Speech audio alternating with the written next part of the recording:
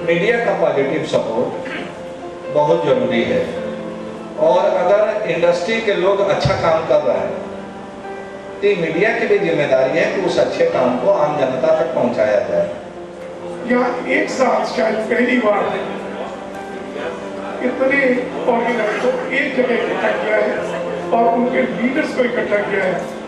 बहुत कुछ इसमें मालूम हुआ, बहुत कुछ मालूम की जरूरत थी इंडस्ट्री को रिप्रेजेंट की।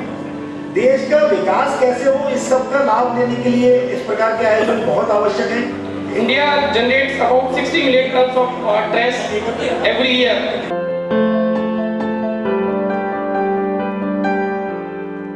क्यों ना हम एक ऐसी परिचर्चा करें जिसमें कि इंडस्ट्रीज की सभी एसोसिएशन जो आगरा की हो या प्रदेश की हो या देश की हो, किसी एक कॉमन प्लेटफॉर्म पर बैठें। National chamber, Laghu Udyog Bharati, Agra cold storage owners association, IIA Indian industries association और आगरा फाउंड्री एसोसिएशन, ट्रेड की तमाम एसोसिएशन, CCLA का यह प्रयास विजन और इंडियन इंडस्ट्रीज एंड बिजनेस 2016 आज पूरा शहर के सभी उद्यमी और ऐसी संस्थाएं जो कहीं ना कहीं उद्योग और व्यापार की बात करती हैं, जिसमें NSIC, MSME, SIDBI, Indian industries associations, national chamber, Laghu Udyog Bharati, Agra founders associations, तमाम संस्थाओं का सहयोग आज आपको प्राप्त है। यह हमारा एक ऐसा प्रयास था कि हम लोग संयुक्त रूप से बैठकर अपने व्यापार की, अपनी इंडस्ट्रीज की और अपनी स्वयं की जिम्मेदारी की, इंडियन मेडिकल एसोसिएशंस ने भी अपनी हिस्सेदारी इसमें दी, क्योंकि हॉस्पिटल्स भी आज एक इंडस्ट्री का पार्ट है। टंडन साहब, डॉक्टर मुनीश्वर गुप्ता, डॉक्टर संदीप अग्रवाल साहब, बहुत सारे ऐसे गणमान्य चिकित्सक, वरिष्ठ चिकित्सक हमारे बीच हैं। आप सबका स्वागत है। आज कार्यक्रम के विधिवत शुभारंभ के लिए मैं माननीय कार्यक्रम अध्यक्ष पूर्ण रावत साहब से और माननीय गोयल साहब से, राजेश जी से, चेन्नई साहब से, जैन साहब से मैं अनुरोध करूँगा कि दीप प्रज्वलन कर कार्यक्रम के विधिवत शुभारंभ करें। सिंह साहब,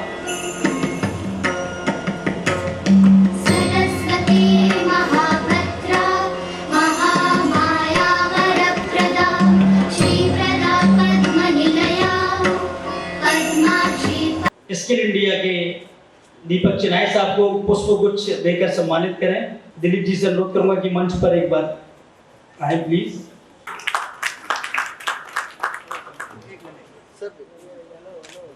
आज के कार्यक्रम अध्यक्ष माननीय पूर्ण रावत साहब, इंडस्ट्री जिसको माननीय पूर्ण रावत साहब ने उत्साह दिया है, हिम्मत दी है इस आयोजन को करने के लिए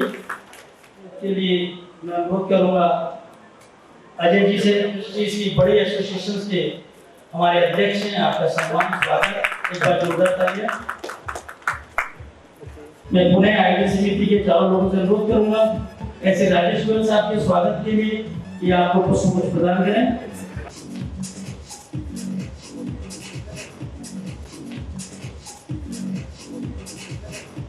दीपक जी के लिए एक बार जोरदार तालियां।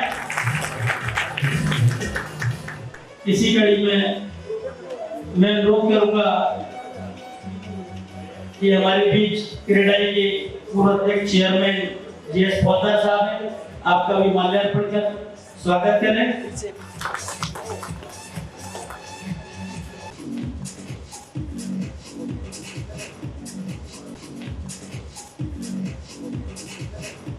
स्वागत की इस कड़ी में स्वागत है MP school square leader chairman Shri AK Singh साहब का, हमारे बीच उत्तम इंस्टीट्यूट के चेयरमैन संजीव सिंह जी का भी हार्दिक स्वागत, अभिनंदन है। आलोक सिंह जी हैं कि आपका माल्यार्पण का स्वागत करें। अध्यक्ष अजय गुप्त रंगीला जी हमारे बीच हैं। डायरेक्टर VM जहां साहब हैं, मैं PP सिंह साहब से अनुरोध करूंगा कि VM जहां साहब, नाथन साहू साहब हमारे बीच हैं। मैं ब्रजेश जी से अनुरोध करूंगा। इस कार्यक्रम में मैं बहुत छोटा संचालक हूं और बड़ी जिम्मेदारी मुझे दी गई, और उससे भी बड़ी जिम्मेदारी एक आगरा के ऐसे लाल को सम्मान की जिम्मेदारी मुझे आगरा के सभी वरिष्ठ उद्यमियों ने सौंपी, सभी वरिष्ठ संस्थाओं ने सौंपी। एक ऐसा व्यक्तित्व, एक ऐसा संस्थान जिसने अपितु शहर नहीं, प्रदेश नहीं, देश में नाम किया है।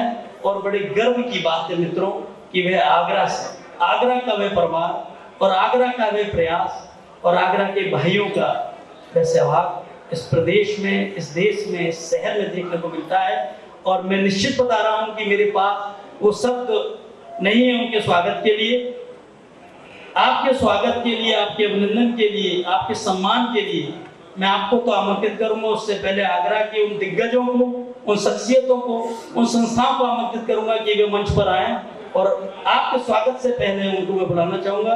इसी कड़ी में सबसे पहले बुलाना चाहूंगा लघु उद्योग भारती के प्रदेश अध्यक्ष माननीय राकेश जी, नेशनल चैम्बर के अध्यक्ष श्री अशोक जी, IIA के डिविजनल चेयरमैन इंद्रचंद जैन साहब, हमारे एफमेक के अध्यक्ष और आगरा शू इंडस्ट्री के बड़े नाम माननीय पूरन डावर साहब, हमारे कार्यक्रम के अध्यक्ष राजेश गोयल जी, हमारे बीच आगरा कोल्ड स्टोरेज से RM कपूर साहब। और प्लीज मंच पर आए, आप सभी मंच पर आए।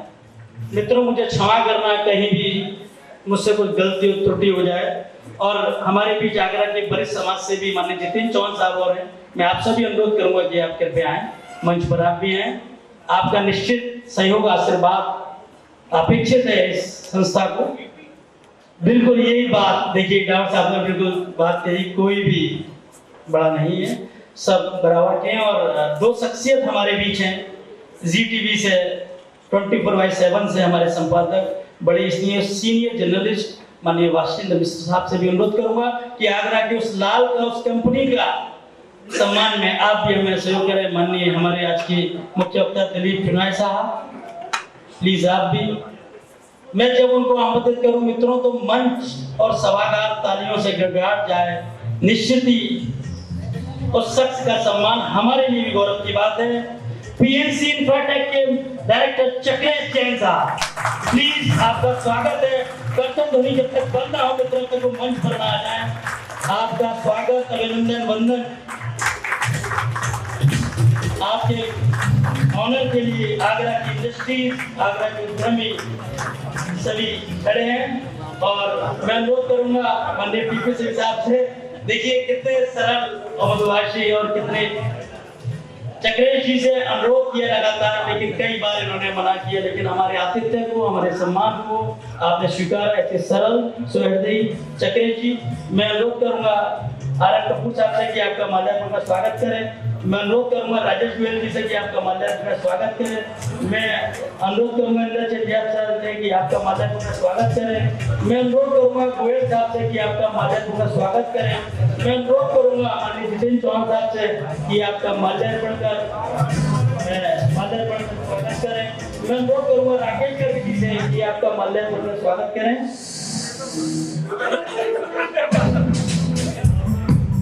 देखिए, और अब वह सम्मान पत्र जो आपको दिया जाना है, मैं पूरन डावर साहब, वाशिंद मिश्र साहब और अपने CEO दिलीप चुनाय साहब से अनुरोध करूंगा कि उस शख्सियत का सम्मान के आपकी साक्षात्कार में थोड़ा सा साउंड कम करें। और PNC के बारे में दो शब्द के लिए मैं अब माइक अपने बड़े भाई, अपने मार्गदर्शक श्री राकेश जी को दूंगा कि PNC के लिए दो शब्द बताएं प्लीज। ऐसी शख्सियतें हमारे श्री चक्रेश जैन जी, आपने ग्रेजुएट साइंस से किया, फिर LLB किया 87 में। अपने आपके पिताजी बहुत इनकी अल्पायु में ही परिवार छोड़ के चले गए थे, उनका निधन हो गया था। इनके बड़े भाई हैं, इन चारों भाइयों को एक साथ, आप सबसे बड़े श्री प्रदीप जी, फिर नवीन जी, चक्रेश जी और सबसे छोटे हमारे योगेश जी, इन सब ने मिलकर के बहुत छोटे से रूप में 30 वर्ष पहले कंपनी को प्रारंभ किया, PNC कंस्ट्रक्शंस को। और देखते देखते इनकी गुणवत्ता के कारण से, इनकी लगन, मेहनत, बहुत छोटे छोटे बड़े ठेके लेते थे नगर निगम के, मगर उम्मीदें सपने बड़े थे और हमेशा आगे बढ़ने की सोचते थे। चक्रेश जी की मैं शख्सियत के विषय बताऊं, हमेशा जुझारू, कभी भी निडर, और कभी भी उन्हें डर लगता था बड़े से बड़े आदमी से मिलकर के अपनी बात कहने का, अपनी योजनाएं बनाने का, ये इनका एक तरीका था। और देखते देखते 1998 में पहला NHAI का प्रोजेक्ट किसी आगरा की कंपनी है उस तत्कालीन 40 करोड़ का लिया। इनको समय दिया गया था लगभग 1.5 या 2 साल का, और पहली बार वो प्रोजेक्ट उन्होंने 4 महीने पहले पूर्ण करके, और उसके अंदर एक ऐसा उनको विशेष कहते हैं विशिष्टता अपनी कंपनी की दर्शाई, और कंपनी की योग्यता और उसकी प्रतिभा के बारे में उन्होंने लोहा NHAI के तमाम जितने बड़े बड़े ठेकेदार इसमें L&T आदि इत्यादि हैं वो सामने बनवाया। और धीरे धीरे वो सिर्फ NHAI तक ही नहीं रुके, बल्कि आपने एयरपोर्ट की एयर स्ट्रिप लगभग 20 एयर स्ट्रिप्स लगभग बनाई है, जिसके अंदर भोपाल, इंदौर, पूना, ये बड़े बड़े काफी, आसाम, रायपुर, लखनऊ, सैफई, ये जितने भी लगभग 20 एयरपोर्ट ऐसे बनाए हैं। और इनकी स्पेशलिटी है, इनके टेंडर में अगर कुछ फिट ज्यादा भी होती है तो वो कहते हैं फिट लेकिन देना आप ही को है। क्योंकि अभी दीपक सिंघल जी आगरा आए थे तो दीपक सिंघल जी ने बड़ा याद कर रहे थे, जब भी कहते थे भाई तुम कहाँ हो, आ जाओ जरा मिल लो, और इनसे कह रहे थे ये स्ट्रिप को तुम्हें ही बढ़ाना है, उन्हें टेंडर प्रक्रिया और सब हो गई, तुम्हारे अलावा कोई बना नहीं सकता इसको। जो आप देख रहे होंगे 2000 स्क्वायर को 2000 रनिंग फीट की बढ़नी है, तो ऐसी विशेषता है। वर्तमान में एक और कंपनी का विशेष आगरा के लिए कहना चाहिए बड़ा एक गौरव का क्षण। गत वर्ष मई में आप अपना पहला शेयर लाए, जीवन में मैंने कभी शेयर नहीं खरीदा, एक भी शेयर नहीं खरीदा, तो बेचना तो दूर की बात है, मतलब खरीद बेच कभी नहीं करी, शेयर को कभी जाना नहीं। और जाना का जब वो अपना शेयर लेकर के आए PNC का, और पहला जो शेयर था 378 रुपए का शेयर इनका प्रारंभ खुला, और ईश्वर की कृपा से इस समय उस शेयर की कीमत 1.25 साल के अंदर 600 रुपए से ऊपर क्रॉस कर गई। आगरा के सहसा लोगों को यकीन नहीं हुआ, हम सब लोग तो उससे शुरू से जुड़े हुए थे, जैसी से सीएम कर रहे थे, लेकिन निश्चित तौर पर काफी आगरा के गौरव। और जिस तरह से चारों भाई बढ़ रहे हैं और भी आगे तरक्की को आसमान को चूमेंगे ऐसा विश्वास, क्योंकि मेरा दोस्त भी है, तो अत्यंत खुशी के साथ मैं इनका परिचय पूरा। धन्यवाद। भट्ट साहब और अजय जी से अनुरोध करूंगा कि एक बार संयुक्त फोटो के लिए कृपया मंच पर आए। चक्रेश जी के साथ एक फोटो। ये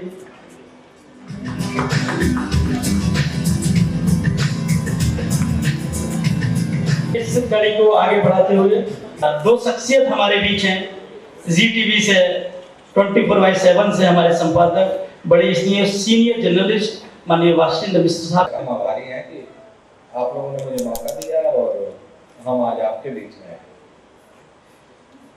शायद जो पुराने लोग हैं उनको पता है कि मेरा आगरा से बहुत ही पुराना रिश्ता रहा है, और मेरे कैरियर की शुरुआत अमर उजाला से हुई थी, और आज हम जो कुछ हैं पत्रकारिता में, उसमें अमर उजाला का बहुत बड़ा योगदान रहा है। और हम लोग इस समय इंडस्ट्री की बात कर रहे हैं, तो कोई भी इंडस्ट्री तभी ग्रो करती है जब एम्प्लॉयर और एम्प्लॉइज के बीच में परिवार की तरह रिश्ता रहता है। जब एम्प्लॉय उस इंडस्ट्री को अपना समझता है तो पूरी तरह से कमिटेड रहता है, इन्वॉल्व रहता है इंडस्ट्री की ग्रोथ के लिए। और जो एम्प्लॉयर होता है वो भी एम्प्लॉय को और एम्प्लॉय के परिवार को अपना मानता है। तो जो मेरा अनुभव रहा अमर उजाला और अमर उजाला के एम्प्लॉयर के साथ, मैं बहुत आदर से नाम लेना चाहता हूं कि अमर उजाला उस समय 2 लोगों की पार्टनरशिप में चलता था, रावल साहब और सबको पता होगा जो पुराने लोग हैं, अग्रवाल जी और माहेश्वरी जी। और मैं जब अमर उजाला में आया था तो उस समय अमर उजाला श्री अशोक अग्रवाल जी, अनिल अग्रवाल जी और अजय अग्रवाल जी, जो भैयू जी के नाम से हम लोग बोलते थे उनको, और उधर अतुल माहेश्वरी जी थे माहेश्वरी जी की तरफ से, और उनके छोटे भाई थे राजुल माहेश्वरी, बहुत छोटे थे। तो हमने उस दफ्तर में कल्चर देखा कि सब लोग एम्प्लॉयर को भाई साहब या भैया कह के बुलाते थे, जितने पत्रकार थे। और उसी कंपनी में हमने देखा कि कभी लगता नहीं था कि हम किसी दूसरी कंपनी में जा रहे हैं काम करने। इस तरह से परिवार जैसा वातावरण रहता था उस जमाने में, और मुझे पता नहीं बहुत सारे बदलाव आए हैं और उस कंपनी में भी बदलाव आए हैं। लेकिन जब मैं काम कर रहा था तो उस समय तो इस तरह का माहौल था। मैं लखनऊ में था, हम लोगों के फोन पर ज्यादा बातचीत होती थी इन 4-5 मालिकान से। तो तब से लेके और बाद आज के तारीख तक तमाम दौर आया, हिंदी, अंग्रेजी, फिर प्रिंट, इलेक्ट्रॉनिक, तमाम मीडियम में काम करने का मौका मिला। लेकिन जो फाउंडेशन था वो अमर उजाला था, और अमर उजाला के वो मालिकान थे जिन्होंने मुझे मौका दिया और पूरा मैंडेट दिया, एडिटोरियल मैंडेट, कि जो सच है वही करना है, जो सच है वही लिखना है, और अगर कोई बात गलत है तो किसी के दबाव में नहीं लिखना है। और मैं उदाहरण दूं, इस समय वो उत्तर प्रदेश के सबसे बड़े प्रशासनिक पद पर हैं दीपक सिंघल जी, जिनकी चर्चा भी हो रही थी पीएमसी के बारे में। दीपक सिंघल घूम फिर के पश्चिमी उत्तर प्रदेश में अपनी तैनाती कराया करते थे, कभी डीएम बन के, कभी कमिश्नर बन के। बावजूद इसके अमर उजाला के मालिकान की तरफ से, जबकि उनके रिश्तेदार थे, हम लोगों पर कभी इस बात के लिए दबाव नहीं आया कि दीपक सिंघल या उनका विभाग कोई गलत काम कर रहा है तो उस खबर को नहीं लिखना है। और तमाम ऐसे मौके आए कि दीपक सिंघल और उनके विभाग के खिलाफ खबरें छपी और अमर उजाला में छपती थी। तो ये एडिटोरियल फ्रीडम था, ये वर्क कल्चर था उस दौर में, और उस दौर के हम लोग ग्रूम किए हुए लोग हैं। आज देश में तमाम मीडिया घरानों में अमर उजाला से निकले हुए लोग हैं जो बड़े बड़े पदों पर हैं, कुछ राजनीति में भी कामयाब रहे, कुछ लोग अलग अलग व्यवसाय में चले गए, लेकिन अभी भी अमर उजाला की एक अपनी खासियत रही है उनके एडिटोरियल फ्रीडम की। अब उसमें काफी बदलाव हो गया, आप सब ज्यादा जानते हैं। मैं संक्षेप में ही बताना चाह रहा हूँ कि मैं लखनऊ में रहते हुए भी आगरा से अमर उजाला के जरिए काफी नजदीक से जुड़ा था, और शायद वही कारण है कि तब से लेके आज तक मैं इतनी कंपनियों में काम किया, इतने मीडिया ऑर्गेनाइजेशन में, मुझे किसी एम्प्लॉयर ने नहीं कहा कि आप ये काम कर दीजिए अगर वो काम प्रोफेशनली गलत है। तो मेरा ये कहना है कि इंडस्ट्री के ग्रोथ के लिए मीडिया का सपोर्ट, मीडिया का पॉजिटिव सपोर्ट बहुत जरूरी है। और अगर इंडस्ट्री के लोग अच्छा काम कर रहे हैं तो मीडिया की भी जिम्मेदारी है कि उस अच्छे काम को आम जनता तक पहुंचाया जाए। मेरा जो अनुभव रहा है 25-30 वर्षों में, जितनी रिलीफ, जितना हम कह सकते हैं कि पैम्पर किया जाता है बड़े औद्योगिक घरानों को सरकारों की तरफ से, उतनी सुविधाएं, उस तरह का व्यवहार छोटे उद्यमियों के साथ कोई सरकार नहीं करती है। कहने के लिए यहाँ ढेर सारी सुविधाओं की चर्चा हुई, तमाम रूल्स बताए गए, इंसेंटिव्स बताए गए। सच्चाई है कि अगर एसएमई के लिए 2% की कोई रिलीफ दी जाती है तो 98% की रिलीफ उन बड़े औद्योगिक घरानों को दी जाती है जिनका डायरेक्ट जो बेनिफिशियरी है वो लार्ज स्केल पर पब्लिक नहीं होती। और अनएम्प्लॉयमेंट कम करने में भी जितना बड़ा योगदान एसएमईज का है, उतना बड़ा योगदान बड़े औद्योगिक घरानों का नहीं है, क्योंकि वो तो मशीनों के जरिए, टेक्नोलॉजी के जरिए मैन पावर घटाते जा रहे हैं। हम एक तरफ चाइना की बात कर रहे हैं, आज भी बात हो रही थी कि चाइना में हम एग्जीबिशन लगाने जा रहे हैं, यहाँ से लोगों को लेके जाएंगे। उससे क्या हो जाएगा? आप एग्जीबिशन लगा लीजिए, यहाँ के लोगों को ले जाइए, लौट के आप आएंगे। अभी जो सेनाय साहब बोल रहे थे कि आप बिजली, पानी, सड़क, सिक्योरिटी दे नहीं पा रहे हैं तो औद्योगिक इकाइयां कैसे सर्वाइव करेंगी? तमाम बड़े लोग हैं जो अपने कारोबार में कामयाब हैं, वो डरते हैं पब्लिसिटी से, उनके बारे में पब्लिसिटी न हो, नहीं तो गुंडा टैक्स देना पड़ेगा। तो ये जो प्रॉब्लम्स है, जो बेसिक प्रॉब्लम है, जब तक इसको एड्रेस नहीं किया जाएगा तब तक आप चाहे make in India, startup India, stand up India कुछ भी कहते रहिए, ग्राउंड लेवल पर क्या जाएगा उसका? ग्राउंड लेवल पर उससे कुछ नहीं होता है।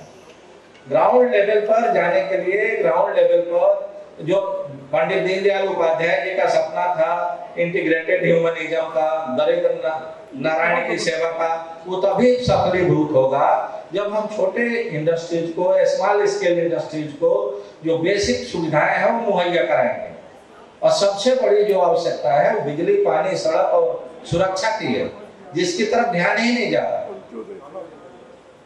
कोई भी सरकार आती है, बड़े बड़े स्लोगन्स कायम करती है, बड़े बड़े विज्ञापन निकाल देते हैं, और उसके बाद अगर आप उसकी रियलिटी चेक कराइए तो रिजल्ट 0 है। कितने % इन्वेस्टमेंट आया अब तक मेक इन इंडिया के नाम पर? 2.5 साल हो गया है देश में, कोई बता पाएगा? और उससे ज्यादा बेहतर काम छोटी कंपनियां कर रही हैं, छोटे यूनिट्स कर रहे हैं, उनकी तरफ ध्यान नहीं है। उनको एकदम सेकेंड रेट सिटीजन की तरह ट्रीट किया जाता है। हाँ, इलेक्शन का टाइम आएगा तब उनसे बात होने लगती है, क्योंकि उनकी संख्या ज्यादा है, उनका वोट ज्यादा है, तब उनकी चीज याद आती है। स्किल इंडिया की बात आप करते हैं, स्किल इंडिया में जो लोग ट्रेन हो रहे हैं उनको क्या दे रहे हैं? बैंक तो आधा कमीशन ले लेते हैं रोज देने के नाम पर। जितने बड़े औद्योगिक घराने हैं, हम माफी के साथ कहना चाहते हैं, उनके घोटालों के बारे में कोई नहीं लिखता है। पूरे देश की जीडीपी की या आप निकाल लीजिए और उसमें लिस्ट निकालिए कि एनपीए कितने परसेंट छोटे इंडस्ट्रीज हैं, कितने परसेंट बड़े लोग हैं। बैंकों के रिकवरी छोटे इंडस्ट्रीज का हो जाएगा, उनका फैक्ट्री सील कर देते हैं, उनके मालिक को पकड़ ले जाएंगे, और बड़े लोग 2 लाख 1000 करोड़ के भी बकायेदार हैं तो सीधे सत्ता के टॉप लोगों से मिलते हैं, उनको रेड कारपेट वेलकम दिया जाता है, उनके खिलाफ कोई कार्रवाई नहीं होती है। आप अपना लोन रिस्ट्रक्चर कराने जाइए, बैंक आप वो पसीना छुड़ा देंगे दौड़ाते दौड़ाते, और वो लोग जाते हैं उनके घर पे जाकर उनका लोन रिस्ट्रक्चर हो जाता है। तो जब तक ये डिस्क्रिमिनेशन खत्म नहीं होगा तब तक खाली make in India, makeup India, startup India कहने से इंडस्ट्री का भला नहीं होना है। और जब तक एसएमईज को आप मजबूत नहीं बनाएंगे तब तक देश मजबूत नहीं होगा, ना देश की इकोनॉमी मजबूत होगी। आप चाहे जितना बड़ा स्लोगन निकालते रहेंगे।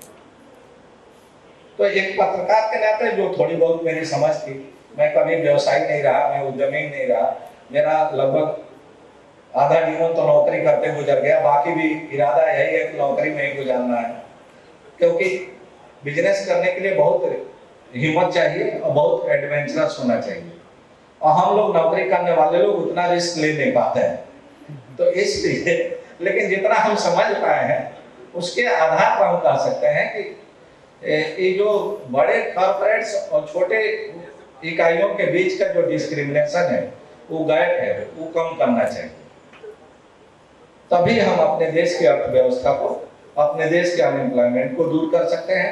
और सबसे बड़ी जरूरत है कि उनको हम बेसिक जो उनकी सुविधाएं हैं, जो सिन्हा साहब बोल रहे थे कि बिजली, पानी, सड़क, और उसमें हम एक और पॉइंट जोड़ रहे हैं कि सुरक्षा, वो जब तक नहीं देंगे इंडस्ट्री का भला नहीं होगा।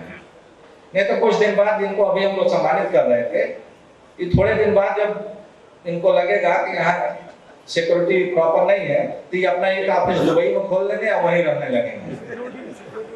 और वहां से थोड़ा बहुत आगरा से चूंकि कनेक्ट रहेगा, एक इमोशनल लगाव रहता है, तो आगरा के लिए भी कुछ कर देंगे, लेकिन वो दुबई की नजर से देखेंगे आगरा, फिर आगरा से दुबई नहीं देखेंगे। आखिर क्या कारण है कि हमारे तमाम जो सफल उद्यमी है वो इंडिया या उत्तर प्रदेश या बिहार या पंजाब छोड़ के भाग रहे हैं? क्यों भाग जाते हैं? जब वो स्ट्रगलर आते हैं तो यहाँ आते हैं, जब वो कुछ कंट्रीब्यूट करने की सिचुएशन में आते हैं तो बाहर चले जाते हैं।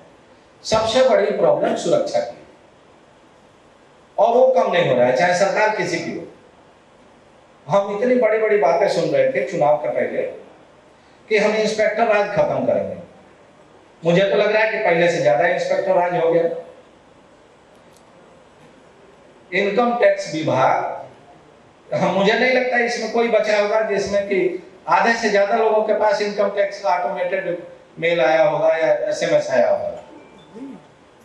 और 5 साल पुराना कह रहा है कि फिर अपना ले आइए आईटीआर जो आपने दाखिल किया है। आप कहिए कि आपके पास रिकॉर्ड है, वो कह रहे हैं यहाँ रिकॉर्ड गायब है, आप ले आइए, फाइल रिकंस्ट्रक्ट होनी है।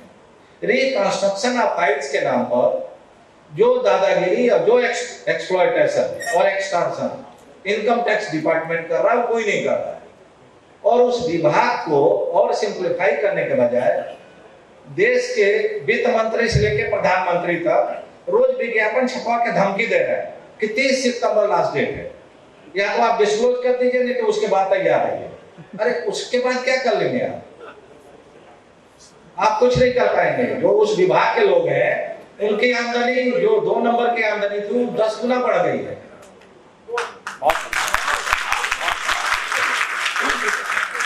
आप कुछ नहीं कर पाए और बाद में भी नहीं कर पाएंगे। ये भाषा ठीक नहीं। आप एक तरफ इंडस्ट्री फ्रेंडली होने की बात करते हैं, आप खुद को बहुत बड़े कहते हैं कि हम इंडस्ट्री के समर्थक हैं, हम ट्रेडर्स और ट्रेड की कठिनाइयों को समझते हैं, और दूसरी तरफ इस तरह की भाषा बोल रहे हैं आप। ये कौन सी भाषा है? तो मेरा ये कहना है कि बहुत जरूरत है कि आप कानूनों को सिंप्लीफाई करिए। मैनिफेस्टो में कहा गया था कि हम 250 से 3000 कानून तक जो है उसको हम खत्म कर देंगे। खत्म करने के बाद जो नए नए अमेंडमेंट आए हैं पार्लियामेंट में, आप उसको उठा के देख लीजिए। वो सिंप्लीफाई करने के बजाय और कॉम्प्लिकेट कर दिया गया है। उसको कहा जा रहा है इंस्पेक्टर राज खत्म कर रहे हैं। इंस्पेक्टर राज बैठ रोल से और बढ़ा रहे हैं आप, लाल फीताशाही। ये ठीक नहीं है। करप्शन जहां रोकना है वहां आप रोक नहीं पा रहे, और आपको 2 क्लास मिलता है जिसका आप गला दबाने लगते हैं जब आपका रेवेन्यू नहीं आता है। सरकारी खजाने को जहां नहीं खर्च करना चाहिए वहां आप अपने वोट बैंक के लिए खर्च करने लगते हैं, कभी रिजर्वेशन के नाम पर, कभी पॉपुलिस्ट अनाउंसमेंट को पूरा करने के नाम पर। और जब रेवेन्यू डेफिसिट होता है तो उसको पूरा करने लगते हैं ट्रेडर से और सर्विस क्लास से। तो एक सीमा है ना, आप उतना ही गला दबाइए जिससे कि उसकी जान न चली जाए। आज हालत ये है कि आप रैंडम सर्वे करा लीजिए, हर तीसरा चौथा परिवार जो कारोबारी है वो परेशान है, या तो इनकम टैक्स का चक्कर लगा रहा है, नहीं तो लेबर डिपार्टमेंट का चक्कर लगा रहा है, नहीं तो पर्यावरण मंत्रालय एक नया आ गया है उसका चक्कर लगा रहा है। और उन तीनों से अगर आप बच गए तो एनजीटी में पक्का आपको बचना है। एनजीटी रविशंकर जी वहां आयोजन कर रहे थे दिल्ली में, उसको नोटिस भेजने लगा। आयोजन हो गया, अभी भी नोटिस जा रहा है। आज गाजियाबाद में हज हाउस का उद्घाटन हो गया, एनजीटी का पिछले हफ्ते नोटिस गया है। अरे इतने साल से वो बन रहा था, 10 साल से, आप कहां सो रहे थे? अब जब उद्घाटन होने गया तो एनजीटी का नोटिस जा रहा कि पर्यावरण मंत्रालय की क्लियरेंस नहीं दिया आपने। गाजियाबाद में जो हिंडन नदी के किनारे कहीं बना, आज उसका अखिलेश यादव ने उद्घाटन किया। तो मेरा ये कहना है कि आप कह रहे हैं कि आप सिंप्लीफाई कर रहे हैं, आप सिंप्लीफाई कुछ नहीं कर रहे। रोज एक नया इंस्पेक्टर राज आप बनाते जा रहे हैं, और सबसे बड़ा बुरे अदब के साथ हम कर रहे हैं। सबसे बड़ा न्यूसेंस एनजीटी हो गया है और पर्यावरण मंत्रालय। 15 जगह से आप क्लियरेंस लेने जाइए। अगर उत्तर प्रदेश के बाकी विभाग से आपकी किसी तरह जान बच गई तो पर्यावरण मंत्रालय आपको फंसा लेगा। अगर यूपी वाला अगर कर दिया, किसी तरह क्लियरेंस दे दिया, तो दिल्ली का मंत्रालय फंसा लेगा। तो ये सब चीजें आप पहले क्यों नहीं चेक करते? आप लोग नोएडा जाते होंगे, हम पिछले 8-9 साल से नोएडा में आटा मार्केट में एक डीएलएफ का माल बना है। जब माल का उद्घाटन होने जा रहा था तो पर्यावरण मंत्रालय ने उसको नोटिस भेजा, और 6-7 साल से बन रहा था उतना बड़ा माल, और वहीं सारी अथॉरिटीज के ऑफिस है, कोई नहीं रोक रहा था। और जब उन्होंने दुकानें बेच दी, उद्घाटन होने जा रहा है तो नोटिस भेज दिया, और पता नहीं कैसे सेटलमेंट हो गया, उसके बाद किसको पता नहीं चला। हम पारदर्शिता की बात कर रहे हैं, हम सिंप्लीफाई करने की बात कर रहे हैं। हम कर क्या है? खाली नाम बदल दिया स्कीम्स का। जो काम मनमोहन सिंह के जमाने में था उसे आगे बढ़ के हो रहा, नाम चेंज हो गया। कुछ हिंदी नाम थे तो अंग्रेजी हो गए, जो अंग्रेजी थे तो हिंदी हो गए। यही है। तो हम माफी चाहते हैं अगर मेरी कोई बात बुरी लगी हो तो, लेकिन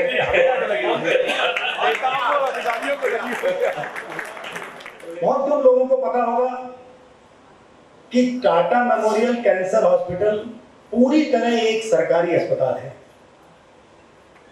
ऐसा हुआ कि 15 वर्ष चलाने के बाद टाटा हाउस ने उसे सरकार को दे दिया। जैसा सरकारी चीजें देखी जाती हैं, स्वास्थ्य विभाग ने जैसी उसकी स्थिति कर दी। एक बार कभी जेआरडी और विक्रम साराभाई दोनों साथ साथ ट्रेवल कर रहे थे, तो जेआरडी ने शिकायत की कि इतनी बढ़िया चीज बना के दी और उसका सत्यानाश कर दिया। विक्रम साराभाई उस समय एटॉमिक एनर्जी डिपार्टमेंट देखा करते थे। उन्होंने अगले दिन ही उसका राउंड दिया और उसको कहा कि ये एटॉमिक एनर्जी डिपार्टमेंट चलाएगा। अब एक अस्पताल को एटॉमिक एनर्जी डिपार्टमेंट चलाता है देश का, और कैंसर के क्षेत्र में लगातार कोई भी अभी तक अस्पताल उसके नंबर 1 को छीन नहीं पाया। पूरी तरह सरकारी अस्पताल, उसके बावजूद भी उसकी सेवाएं जिस स्तर की है वो ये बात। एक और नाम मुझे ध्यान आता है, गंगाराम अस्पताल, क्योंकि मैंने थोड़े 2-3 दिन के लिए लाहौर देखा है और मैं लोगों की जो उनके पास पैसा होता है उनकी उस साइकी को, दोराव जी की साइकी को और गंगाराम ट्रस्ट के जो लोग रहे होंगे, जो परिवार रहा होगा, उन्होंने लाहौर में भी गंगाराम अस्पताल बनाया और आज भी उसका नाम गंगाराम अस्पताल ही है। वो वहाँ का पंजाब प्रोविंशियल मेडिकल सर्विसेज का अस्पताल है और वो आज दिन तक बहुत बढ़िया तरीके से चल रहा है।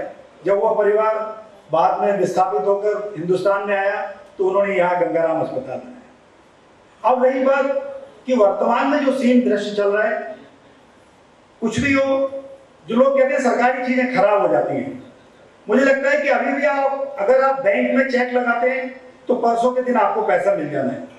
रेलवे में आप आरक्षण कराते हैं तो घंटे 2 घंटे विलंब से आपको ट्रेन मिल ही जाएगी। लेकिन जहां तक मुझे लगता है शिक्षा और चिकित्सा, इन दोनों चीजों से सरकारों ने भी मुंह मोड़ा और उनमें जो कार्यरत लोग हैं उन लोगों ने भी ईमानदारी से काम नहीं किया। इसीलिए चिकित्सा फिर व्यापार की तरफ बढ़ी, अन्यथा चिकित्सा व्यापार नहीं होनी चाहिए थी। मैं एक चिकित्सक के नाते भी कहना चाहता हूं। हुआ यही कि 1984 में अपोलो हॉस्पिटल्स ग्रुप का, रेड्डी साहब का पहला बड़ा अस्पताल चेन्नई में शुरू हुआ। आज उनके ग्रुप के हो सकता है 50 से अधिक अस्पताल हो, फोर्टिस के 50 से अधिक अस्पताल हो। इन सब अस्पतालों की एक बड़ी बात, एक बड़ी बेईमानी, हिंदुस्तान में एक सिद्धू कमेटी है। सिद्धू कमेटी पिछली सरकार ने बनाई। उन्होंने एक अपना निर्णय दिया कि कोई चीज अगर 100 रुपए में मैन्युफैक्चर होती है तो उस पर एमआरपी 145 तक लिखी जा सकती है। अब ये बड़े बड़े अस्पताल जब कॉर्पोरेट हो गए तो फिर क्या होता है कि ये अपने इन्वेस्टर को पैसा दे न दे, लेकिन कमाई के तरीके, फिर दवाई एक ऐसी चीज हो गई कि जिसमें अनाधुन कमाई दिखाई देने लगी। जो चीज 100 रुपए की बन रही है उस पर कब 1800 रुपए लिख जाए, जो चीज 150 रुपए की बन रही है वो कब 3000 की बिक जाए। ऐसा खूब हुआ। और जो बड़े बड़े घराने, जैसा वाशिंगटन जी ने कहा कि लगेगा ऐसा कि जैसे कितनी बड़ी सेवा नहीं हो रही डिजिटल इंडिया के नाम पर, पूरा ऐसा लग रहा है मदर टेरेसा का फोटो दे दिया है डिजिटल इंडिया के जियो के एडवर्टीजमेंट में, मदर टेरेसा का भी फोटो है। और इस घराने की मैं बात आपको बताऊं कि एल्यूमिन जो 300 साढ़े 300 रुपए में मिल जाती थी, इसी रिलायंस घराने ने देश के प्रत्येक एल्यूमिनियम मैन्युफैक्चरर को खरीद लिया और वो 300 रुपए की चीज आज कम से कम 5000 में मिलती है, जो आज से 5-7 साल पहले, 10 साल पहले मेरे टाइम, मुझे ऐसा लगता है कि 10 साल पहले 300 रुपए में मिलती थी। तो इन सब चीजों पर कोई ध्यान नहीं है।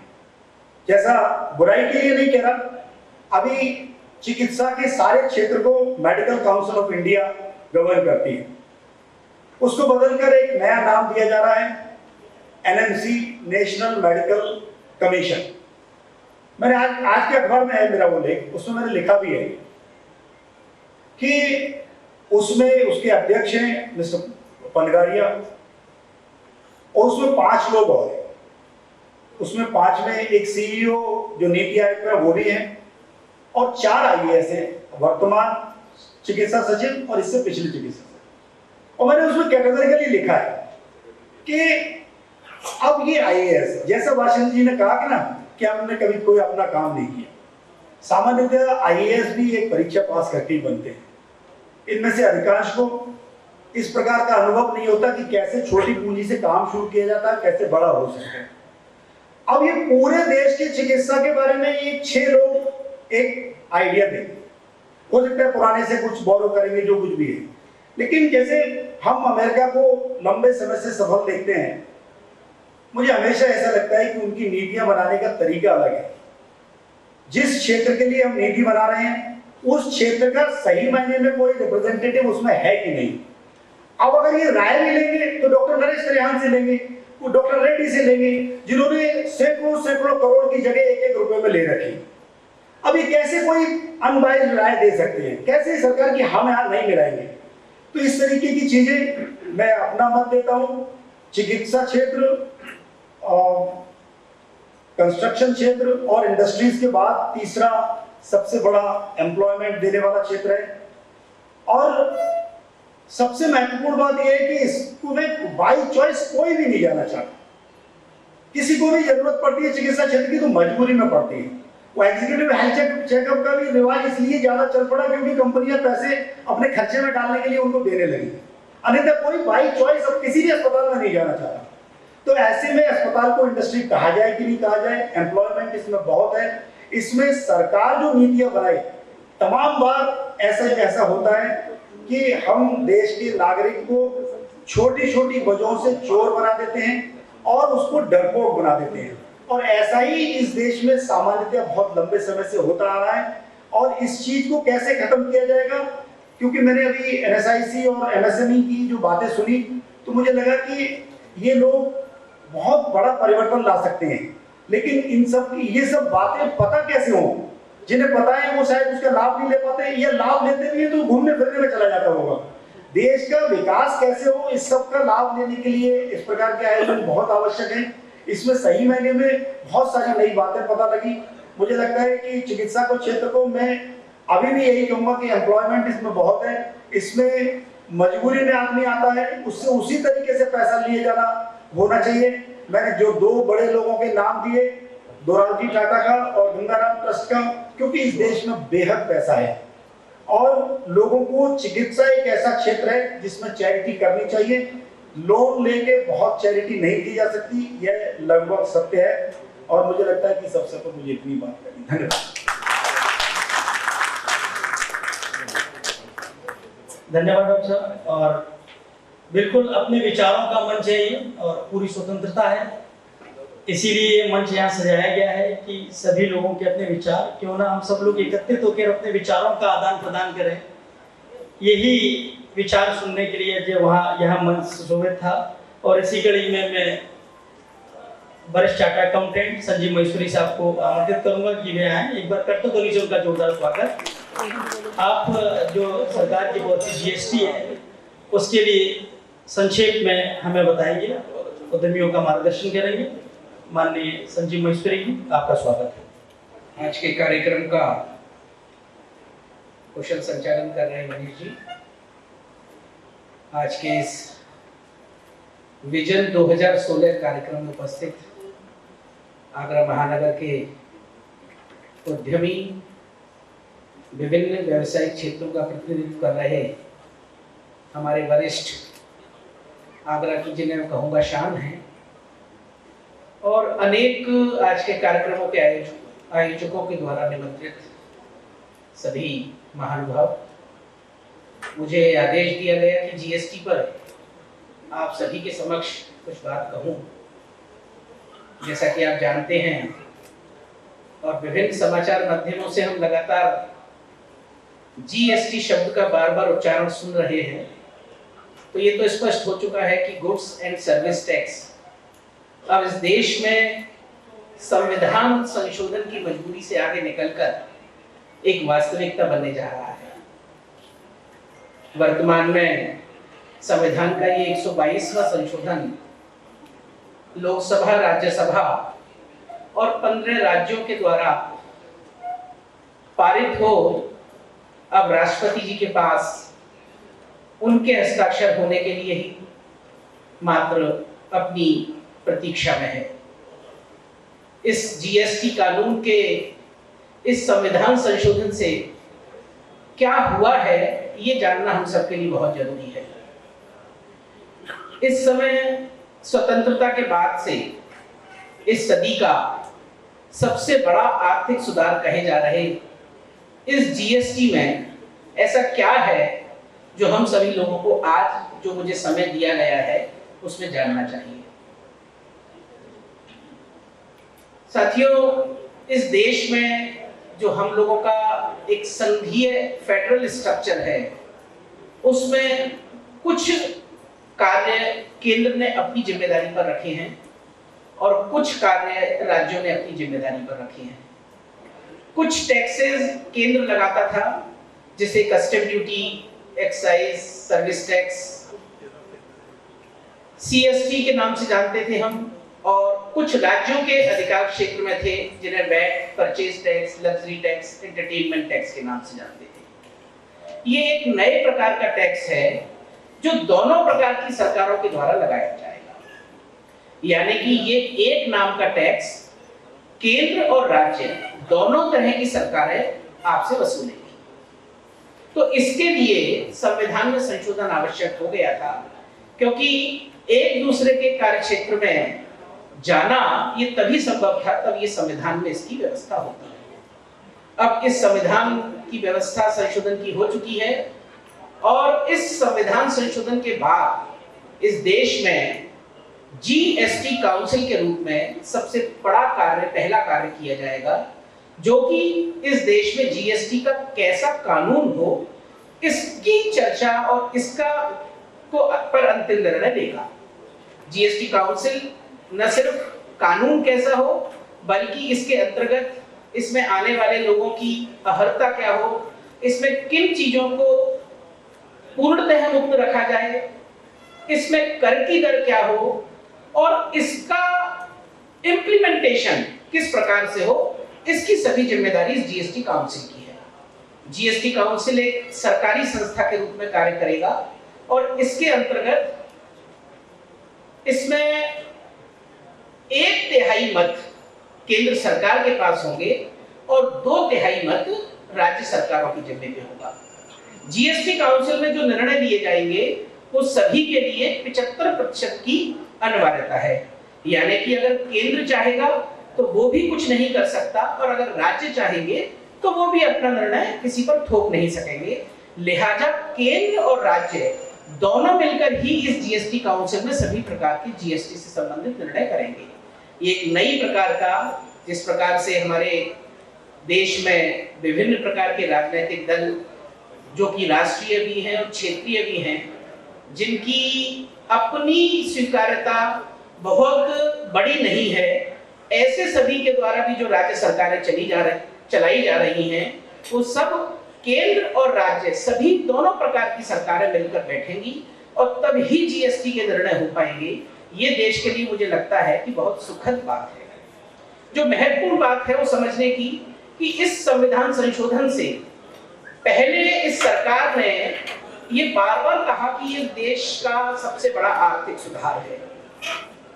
लोगों को लगता था कि ये आर्थिक सुधार है या ये दुधार है। दुधार इस मायने में कि ये टैक्स के लिए केंद्र और राज्य दोनों ही अधिकृत हैं, तो क्या ये कहीं तलवार की दो धारों पर चलना तो नहीं हो जाएगा।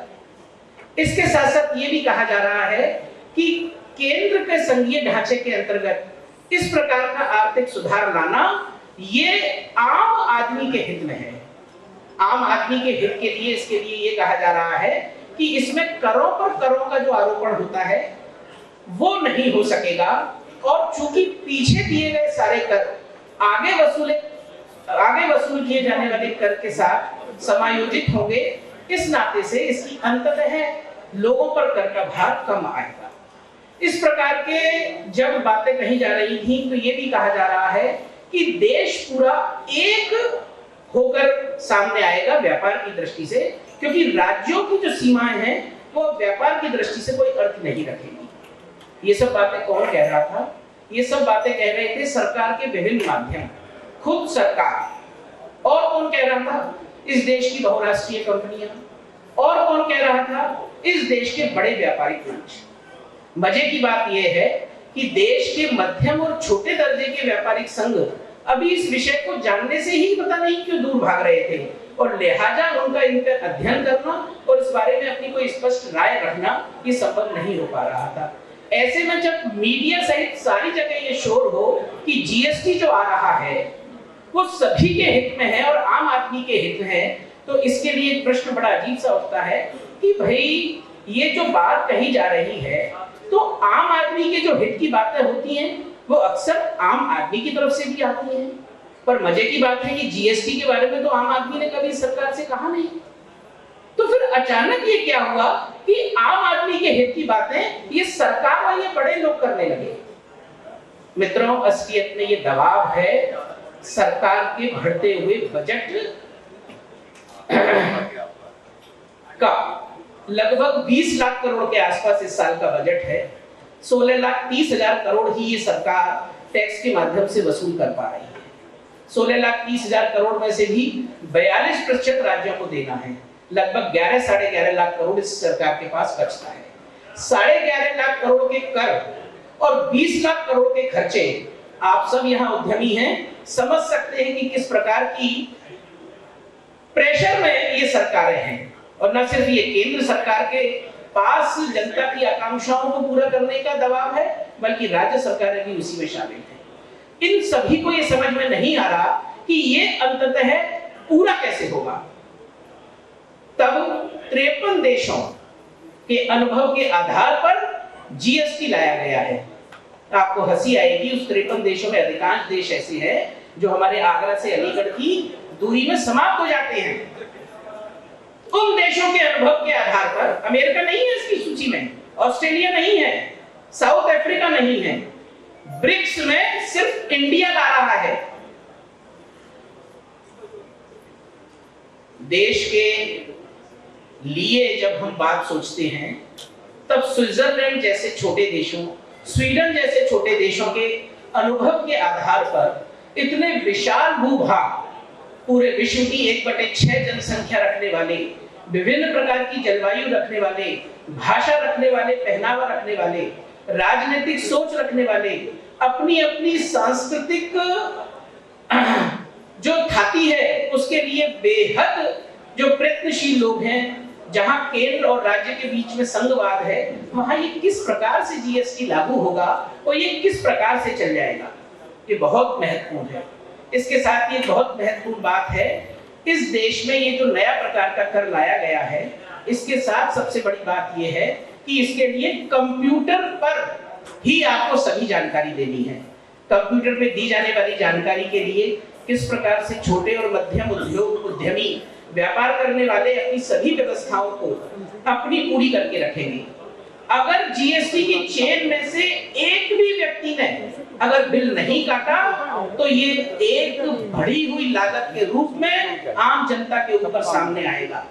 अगर ये हुआ, क्योंकि हमको ये ऐसी आशंका है कि इस पूरी चेन में जो मैन्युफैक्चरर से लेके कंज्यूमर तक जाएगी, हम ये गारंटी नहीं दे सकते हैं कि कोई एक आदमी ऐसा होगा जो कंप्यूटर नहीं लगाएगा और अंततः उसकी वजह से जो 20 से 22% के टैक्स रेट की बात कही जा रही है, वो चीजों की बढ़ती हुई कीमत के रूप में सामने आएगी। तो ये कैसे आम जन के हित में होगा, ये समझना बहुत मुश्किल है।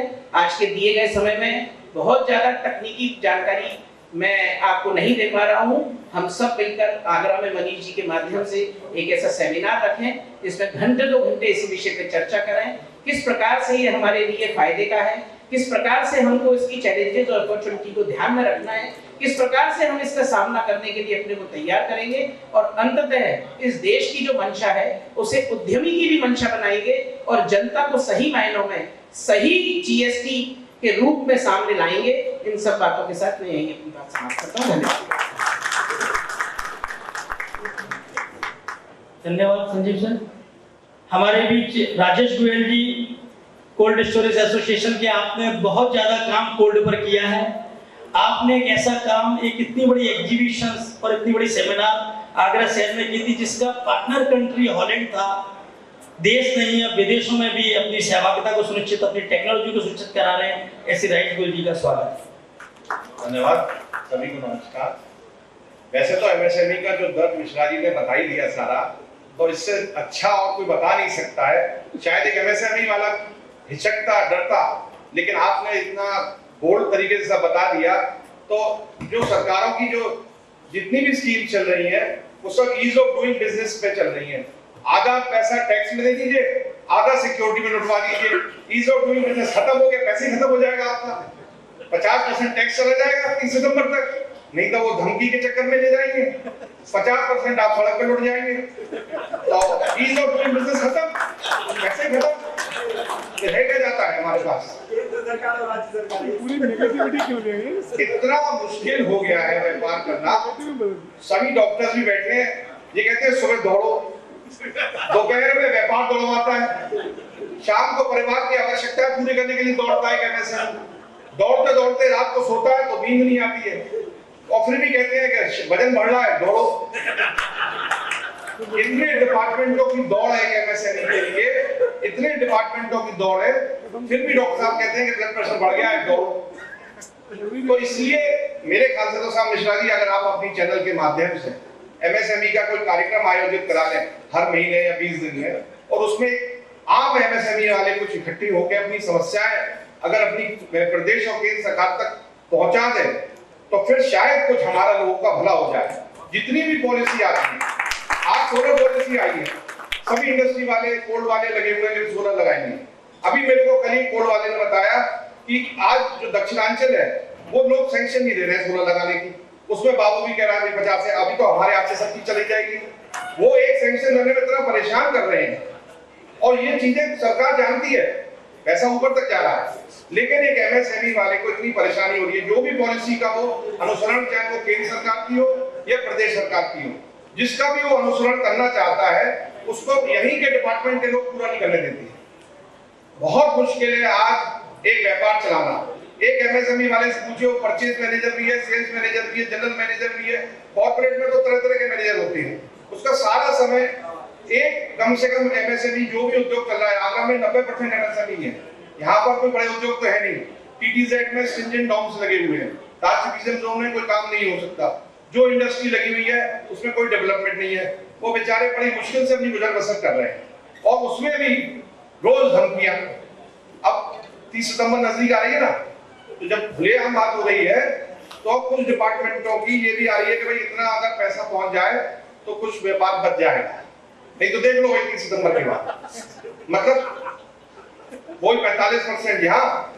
और अभी सरकारों में बड़ा होता है कि साहब जन धन योजना में खाते खुल रहे हैं, हमारे किसान आते हैं, पहले सब नगद मांगते थे, अब सब चेक मांगने लगे हैं। मैंने कहा मोदी जी की बातों को बड़ा आप में आया कि आप अपने खाते खुलवाने लगे, और नहीं साहब रास्ते में लुट जाएंगे इसलिए खाते खुलवा रहे हैं, हमें खाते खुलवाने का कोई शौक नहीं है। यहाँ से 20 किलोमीटर जाएंगे, रास्ते में लुट जाएंगे।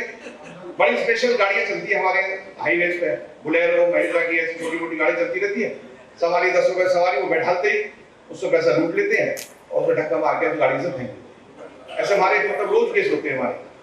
तो इसलिए क्या कारण बन रहे हैं, क्या एमएसएमई की समस्या है, सब बता ही दिया आपको, लेकिन इसका कोई ना कोई हल निकालना पड़ेगा कि जो थोड़ा बहुत उद्योग बचा हुआ है ये भी खत्म हो। इसके लिए बहुत हमें बैठ के सभी एसोसिएशन के सदस्यों को, चाहे नेशनल स्तर पर, प्रदेश स्तर पर कार्रवाई करनी चाहिए, वरना ये बहुत हम आगे गहरे गड्ढे में जाने की तैयारी करते हैं। First of all, I would like to thank the organizing committee, all the members, and I genuinely would like to thank our respected guests for giving their valuable time on discussion of discussion on industries and business at a very crucial time. I said crucial time because of two reasons. One, Indian economy is growing by unprecedented rate, and we are going to surpass China and going to become faster growing economy in this world. This presents us huge opportunities in every sectors for further growth. And second one, as we cannot deny that our market is changing very fast day by day, the technology disruption in visible and ways of operating business is changing. Therefore, it's a high time to sit and think about the vision on Indian industries and business, to take advantage of growing economy and how to navigate through the tough time. With this, I would like to take your attention towards our state, Uttar Pradesh. The economy of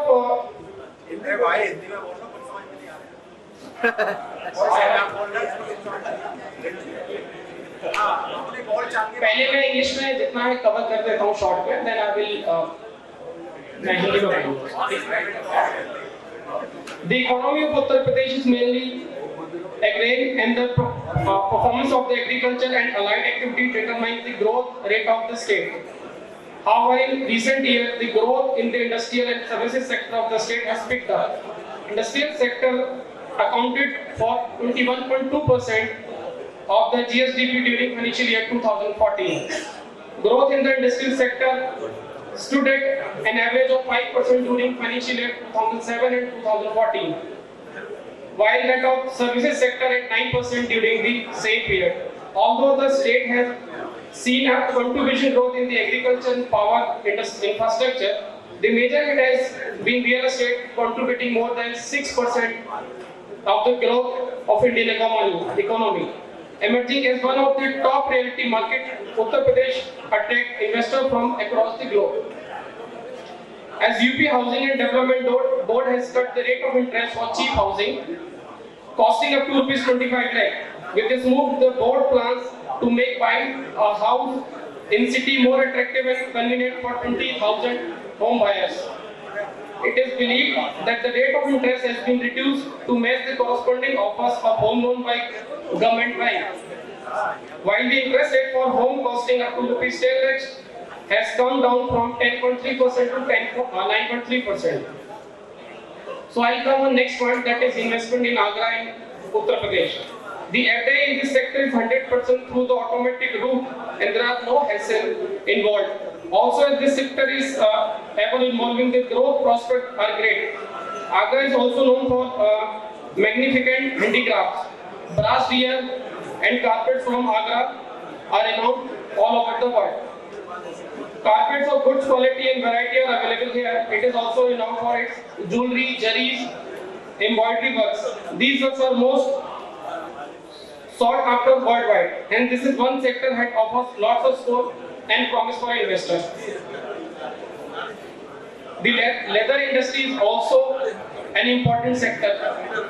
Agra is some of the head manufacturer and exporter in this field. The footwear industry is also growing field in this sector. Exports are also thriving sector in the leather industry. There are thus plenty of options for domestic and foreign investors in this area. Our industry is going a phase of change wherein many new legislations are taking shape. The state government has continuously been coming out with clear-cut policies which are very beneficial to real estate industries. It will create awareness among our members who will endeavor to take the infrastructure industry to the highest level and further contribute the growth of the economy of the state and the country. In the end, I would like to emphasize the various steps taken by CREDAI to contribute the growth of our nation as a responsible organization. Our business is people and property. As people are in the real estate business, we strive to be trusted business partners, and by being responsible, we help to create that trust. So CREDAI has taken 2-3 major initiatives. One is CREDAI Educational Scholarship Fund. CREDAI CSR Foundation through its Educational Scholarship Fund assists student of economical weaker section with Rs 50,000 per student for pursuing civil engineering degree courses and other related real estate engineering courses, and Rs 25,000 per student for architecture courses. And second is CREDAI Clean City Movement to support Swachh Bharat Abhiyan. India generates about 60 million tons of trash every year. 10 million tons of garbage is generated in just metro cities only, and Delhi tops the list of 3.3 million tons per year. Vision on Indian industries and business के विषय को आगे बढ़ाते हुए हमारे बीच NSIC department से Sanjay Yadav ji, senior manager Sanjay Yadav ji हमारे बीच हैं। आपको आमंत्रित करूंगा। संजय जी के लिए एक बार जोरदार तालियां। धन्यवाद सर। आप सभी अतिथिगण और माननीय उद्यमी जी, आप सभी का स्वागत है। और मैं विजन ऑफ इंडस्ट्रीज जो आज के प्रोग्राम के कर्ता धर्ता हैं, उनका आभार प्रकट करता हूं, उनको धन्यवाद देता हूं कि आज एक इतना बढ़िया मंच ऑर्गेनाइज किया है जिसमें सभी इंडस्ट्रीज के एंटरप्रेन्योर, सभी इंडस्ट्रीज के कर्ता धर्ता और सभी इंडस्ट्रीज के एसोसिएशंस के मेंबर एक ही मंच पे इकट्ठे कर दिए और हम लोगों को इंटरेक्शन करने का मौका दिया। आप सभी जानते हैं NSIC 1955 से इंडस्ट्रीज को सपोर्ट करने में आप लोगों को फैसिलिटेट करता आ रहा है और हमारी स्कीम्स के बारे में हम हर एसोसिएशंस के through time to time programs और इवेंट्स करते रहते हैं और अपनी सभी एग्जीबिशंस, अपने प्रोग्राम्स और जो हमारी स्कीम्स हैं उनसे क्या लाभ इंडस्ट्रीज को दे सकते हैं उसके बारे में आप लोगों को बताते हैं। जैसे कि मुझे बोला गया है कि बहुत ही कम समय है और क्योंकि स्पीकर्स और भी हैं तो मैं कम समय लेते हुए एक ब्रीफ में ही आपको बताना चाहूँगा कि जैसे आप जानते हैं आज एक इंडस्ट्रीज का प्रोग्राम है, आप सभी इंडस्ट्रीज से जुड़े हुए हैं। तो basically micro small medium industries हैं क्या, इसमें किस कैटेगरी की इंडस्ट्रीज आती है? गवर्नमेंट ऑफ इंडिया ने एमएसएमई एक्ट 2001 में इंडस्ट्रीज को दो पार्ट में डिवाइड किया, जिसमें बोलते हैं एक मैन्युफैक्चरिंग इंडस्ट्रीज और एक सर्विस इंडस्ट्रीज। इनकी तीन कैटेगरियां बनाई है, माइक्रो, स्मॉल और मीडियम। इन्हीं इंडस्ट्रीज को डेवलप करने के लिए, इन्हीं को प्रमोट करने के लिए गवर्नमेंट अपनी क्या क्या स्कीम चला सकती है, उसी को मद्देनजर रखते हुए एमएसएमई के सभी डिपार्टमेंट, एमएसएमई इटसेल्फ और इसके सभी डिपार्टमेंट्स को ऑर्गेनाइज किया गया है। तो एनएसआईसी भी एमएसएमई का ही एक पार्ट है जो इंडस्ट्रीज को हर तरह से सपोर्ट करता आ रहा है। अब ये जो तीन इंडस्ट्रीज हैं, माइक्रो इंडस्ट्रीज क्या होती है? मैन्युफैक्चरिंग इंडस्ट्रीज में जिनका प्लांट एंड मशीनरी में इन्वेस्टमेंट 25 लाख तक है, उनको हम माइक्रो इंडस्ट्रीज कहते हैं। सेम उस सर्विस इंडस्ट्रीज यदि वो है, तो यदि उसका इक्विपमेंट्स में इन्वेस्टमेंट 10 लाख तक है तो उसको माइक्रो इंडस्ट्रीज की कैटेगरी दी गई है। इसी तरह स्मॉल स्केल इंडस्ट्रीज में यदि 25 लाख से 5 करोड़ तक का प्लांट एंड मशीनरी में इन्वेस्टमेंट है तो उसको स्मॉल स्केल इंडस्ट्रीज, और 10 लाख से 2 करोड़ तक है इक्विपमेंट में इन्वेस्टमेंट तो उसको small scale industries, in service industries बोला गया है। इसी तरह तीसरी कैटेगरी आती है मीडियम, जिनका 5 करोड़ से लेकर 10 करोड़ तक का प्लांट एंड मशीनरी में इन्वेस्टमेंट है, उनको मीडियम इंडस्ट्रीज बोलते हैं। और 10 करोड़ से ऊपर यदि कोई इंडस्ट्रीज है तो उसको लार्ज स्केल इंडस्ट्रीज बोलते हैं। एमएसएमई का एक वो मंत्रालय अलग हो जाता है, उसको उद्योग मंत्रालय के नाम से जाना जाता है। तो एमएसएमई के अंदर में यही तीन कैटेगरी आती है, माइक्रो, स्मॉल और मीडियम। तो हमारी भारत सरकार की जितनी भी स्कीम्स फॉर्मेट की हैं, जितनी भी फैसिलिटीज इंडस्ट्रीज को देने के लिए बनाई है, इन्हीं तीनों कैटेगरीज को मद्देनजर रखते हुए उनको फैसिलिटेट किया गया है। जैसे किसी इंडस्ट्रीज को चलाने के लिए सबसे मेन फैक्टर क्या है? Marketing support, financial support, raw material और टेक्निकल। इन चारों के तालमेल के बिना कोई भी इंडस्ट्रीज नहीं चला सकते। तो एनएसआईसी की स्कीम भी आप लोगों से डाटा इकट्ठा करके, मार्केट सर्वे करके और इंडस्ट्रीज के साथ ओपिनियन लेके इन्हीं चारों स्कीम्स को, चारों टेक्नोलॉजी, चारों फैक्टर को रखते हुए एनएसआईसी की सभी स्कीम्स को फॉरवर्ड किया गया है। मार्केटिंग सपोर्ट में एनएसआईसी सबसे जो मेन एलिमेंट्स हैं, एक एनएसआईसी रजिस्ट्रेशन करता है जिसको सिंगल पॉइंट रजिस्ट्रेशन बोलते हैं। तो आप लोग जितने भी उद्यमी यदि किसी गवर्नमेंट सेक्टर से जुड़े हैं, गवर्नमेंट सप्लाई करते हैं, गवर्नमेंट के टेंडर में पार्टिसिपेट करना चाहते हैं, तो हम एक आपका रजिस्ट्रेशन करते हैं। रजिस्ट्रेशन लेने के बाद आपको किसी भी गवर्नमेंट टेंडर में ईएमटी नहीं देना पड़ेगा, टेंडर का फीस नहीं देना पड़ेगा और आपको पब्लिक प्रोक्योरमेंट पॉलिसी के बेनिफिट मिलने शुरू हो जाएंगे। पब्लिक प्रोक्योरमेंट पॉलिसी क्या है?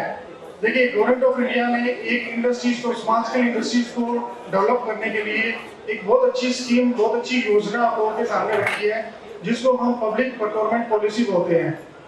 इसमें बेसिकली क्या है, हर गवर्नमेंट डिपार्टमेंट, चाहे वो कितना भी छोटा हो, कितना भी बड़ा हो, हर गवर्नमेंट डिपार्टमेंट के लिए ये फिक्स किया है कि उसको अपनी ओवरऑल परचेजिंग का 20% परचेजिंग स्मॉल स्केल इंडस्ट्रीज से करना ही करना है।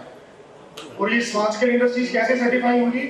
ये एनएसआईसी और जिला उद्योग और उद्योग आधार के रजिस्ट्रेशन और सर्टिफिकेशन के बेसिस पे। तो हर गवर्नमेंट डिपार्टमेंट को ये कंपलसरी है, उसको जैसे हम लोग एक रिटर्न फाइल करते हैं, इसी तरह से हर गवर्नमेंट डिपार्टमेंट अपनी एक एनुअल प्रोक्योरमेंट की रिटर्न सबमिट करता है एमएसएमई गवर्नमेंट को। उसमें उसको डिक्लेयर करना होता है कि मैंने इस साल में 20% का परचेजिंग स्मॉल स्केल इंडस्ट्री से किया है। यदि वो पूरा नहीं करता अपना टारगेट तो उसके अगेंस्ट में ऑफेंस माना जाएगा। तो ये एक स्मॉल स्केल इंडस्ट्रीज को प्रमोट करने के लिए गवर्नमेंट का बहुत अच्छा बेनिफिट्स है, बहुत अच्छा एक योजना है जो आप लोगों के सामने है। इसके बारे में आप डिटेल में कभी भी हमारे ऑफिस में आ सकते हैं, एमएसएमई में, एनएसआईसी में, डीआईसी में कभी भी आप विजिट कर सकते हैं। मार्केटिंग सपोर्ट में हम लोग इसके अलावा कंसोर्शियम टेंडर पार्टिसिपेट करते हैं। जैसे जो लोग छोटे छोटे इंडस्ट्रीज हैं, छोटी इंडस्ट्रीज हैं, लघु उद्योग हैं और किसी बड़े गवर्नमेंट के टेंडर में पार्टिसिपेट करना चाहते हैं, तो हम लोग 2, 3, 4, 5 इंडस्ट्रीज को इकट्ठा करके उनके बिहाफ पे गवर्नमेंट के टेंडर पार्टिसिपेट करते हैं और उन्हीं को लेके कंसोर्शियम बनाते हैं। उन्हीं के रेट पे, उन्हीं की कैपेसिटी के अकॉर्डिंग उनको वर्क डिस्ट्रीब्यूट किया जाता है। तो ये फैसिलिटी एनएसआईसी आप लोगों के सामने करता है। इसके अलावा मार्केटिंग सपोर्ट में हम लोग एग्जीबिशन में आप लोगों को सब्सिडी देते हैं। यदि आप किसी भी डोमेस्टिक या इंटरनेशनल एग्जीबिशन में पार्टिसिपेट करना चाहते हैं तो 60% से लेके 95% तक की स्टॉल चार्जेस और रेंटल इन दोनों की सब्सिडी हम आपको देते हैं।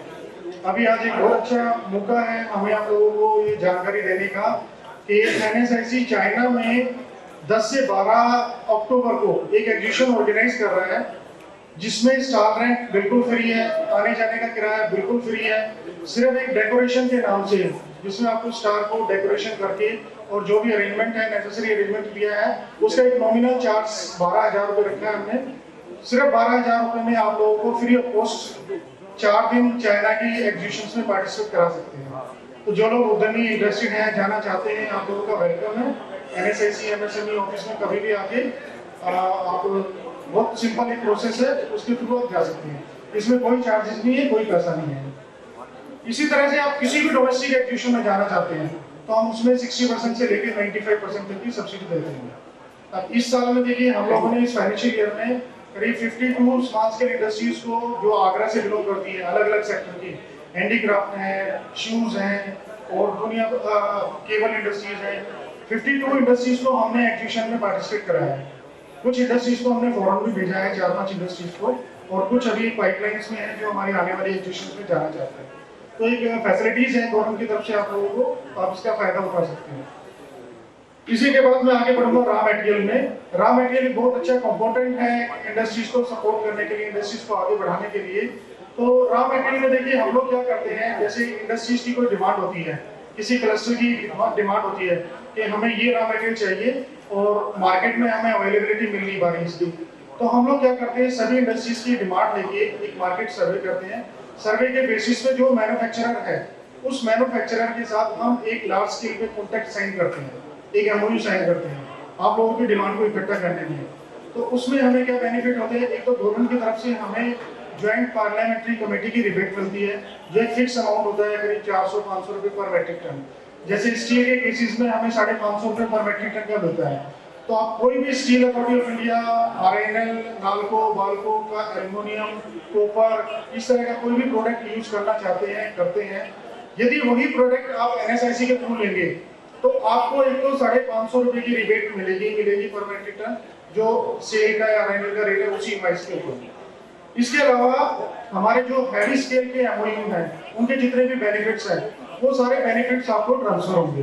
तो एक करीब 10 से लेके 15% का आपको फाइनेंशियल सपोर्ट मिल जाता है, बेनिफिट्स मिल जाता है, डिस्काउंट मिल जाता है।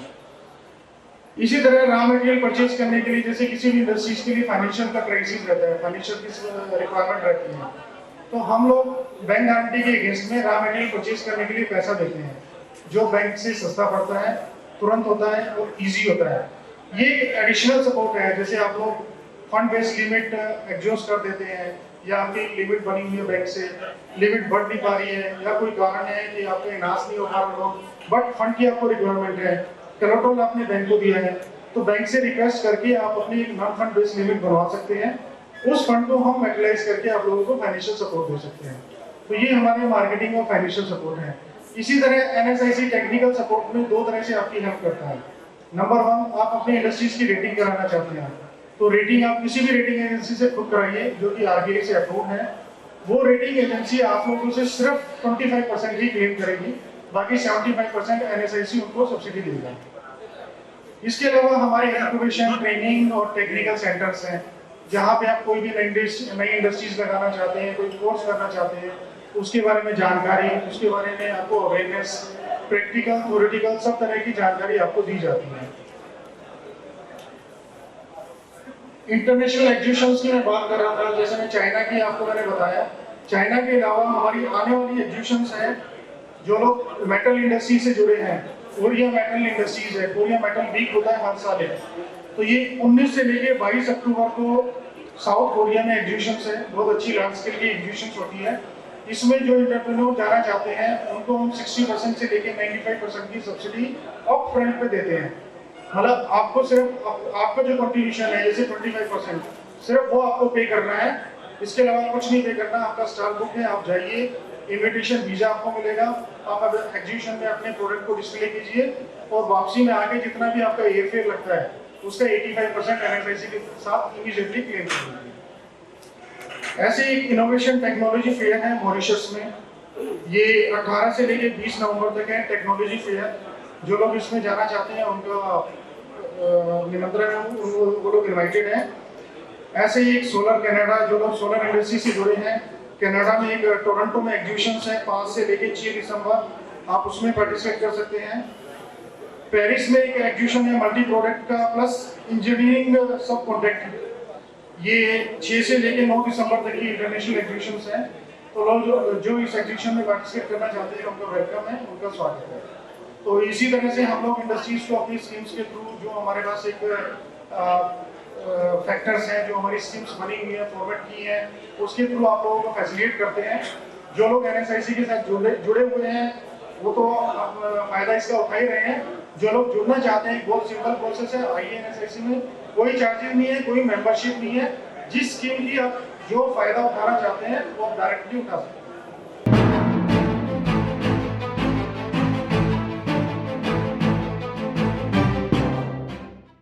एक कहावत मुझे याद आया कि युवाओं को लेकर, ये युवा हैं, इनके लिए एक बार जोरदार तालियां। जहाजों को जो पलट दे उसे तूफान कहते हैं, और तूफान को जो रोक दे उसे भारतीय जवान कहते हैं। सजल Garg director Prakash diesels private limited के सजल जी को भी मैं आमंत्रित करूंगा। सभी लोग संयुक्त रूप से आपको ये एक ग्रुप फोटो के लिए सभी मंच पर रुकेंगे। Sajal Garg director Prakash diesels private limited, Manish Sharma senior dentist हैं हमारे बीच, mister Abhishek Gupta chairman Abhiti group of companies Abhishek Gupta, Mohit Jain managing director Arwa steels, Ankit photo होगा, अंकित सामने, yes please, Surendra Singh Bhagwat ji managing director Yashwant hospitals, mister Sugen Bhagwat, और हमारे आगरा के आलोक सिंह साहब chairman RS group of companies. एक बार जोरदार तालियां आलोक जी के लिए।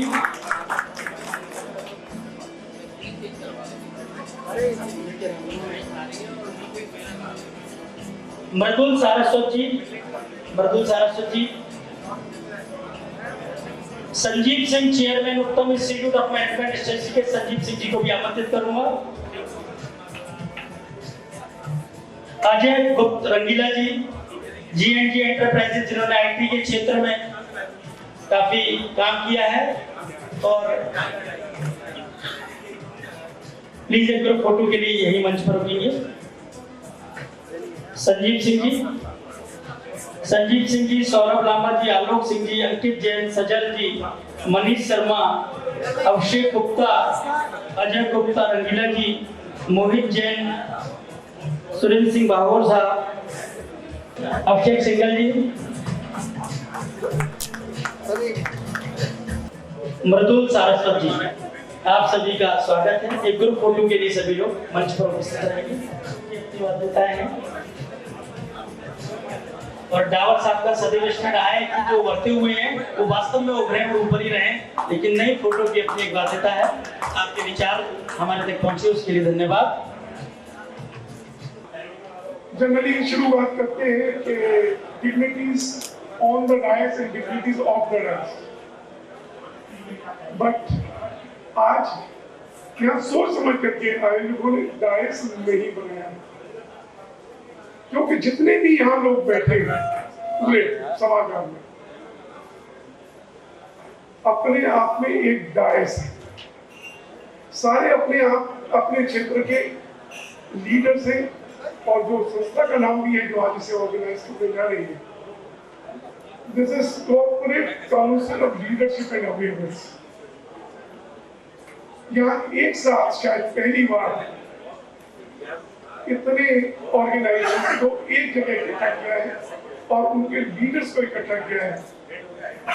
बहुत कुछ इसमें मनन हुआ, बहुत कुछ मनन की जरूरत थी इंडस्ट्री को विजन की। शुरुआत में MSME के जहाँ साहब ने अपना प्रेजेंटेशन दिया, डायरेक्टर जहाँ साहब ने काफी पॉजिटिव एक शुरुआत हुई थी कि जो सरकार की नई इनिशिएटिव्स है, कार्यक्रम है, वो उन्होंने हमारे सामने रखे। NSIC अपने अपने क्षेत्र में क्या कार्य कर रही है, कहाँ कहाँ एग्जीबिशन लग रही है, कैसे कैसे छोटे छोटे इंटरप्रेन्योर देश विदेश तक जाकर के अपने उत्पादों को बिना खर्च किए वहां पहुंच सकते हैं। श्री संजय जी ने वो भी अपने विचार रखे। उसके बाद हमारे वरिष्ठ पत्रकार और national editor of Zee group Vasundhara Mishra आए। उन्होंने जितनी भी इंडस्ट्री की उद्योगियों की भड़ास होती है वो भड़ास को सीधा निकाल करके आपके समक्ष रख दिया। निश्चित रूप से पत्रकार और मीडिया एक ऐसा माध्यम है जिसमें सरकार के प्रति या जितनी भी योजनाएं पॉजिटिव या नेगेटिव आ रही है उसमें आकांक्ष, उसमें क्या क्या त्रुटियां हो सकती है या कहाँ हम लोग उसमें जो आशंकाएं हैं उस आशंकाओं को उन्होंने यहाँ व्यक्त किया। मैं उनका धन्यवाद करता हूँ। केनरा बैंक से हमारे बीच इंद्रचंदन साहब, प्रेसिडेंट नेशनल चैम्बर, प्लीज अपना ऑर्गेनाइजेशन से Agra cold storage owners association से, आगरा फाउंडर एसोसिएशन से हमारे बीच और हाँ जी सर, इधर देखिएगा सर। विश्व सपोर्ट के भी मैं आमंत्रित करूंगा। AK सिंह साहब अगर हमारे बीच है, स्क्वायर लीडर AK सिंह साहब, नितिन गोयल जी म्यूनिसिपल से,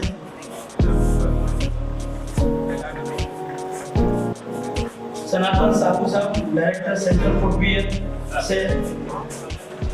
संचालन के दौरान किसी के सम्मान में, किसी के मान में तो मुझे क्षमा करेंगे।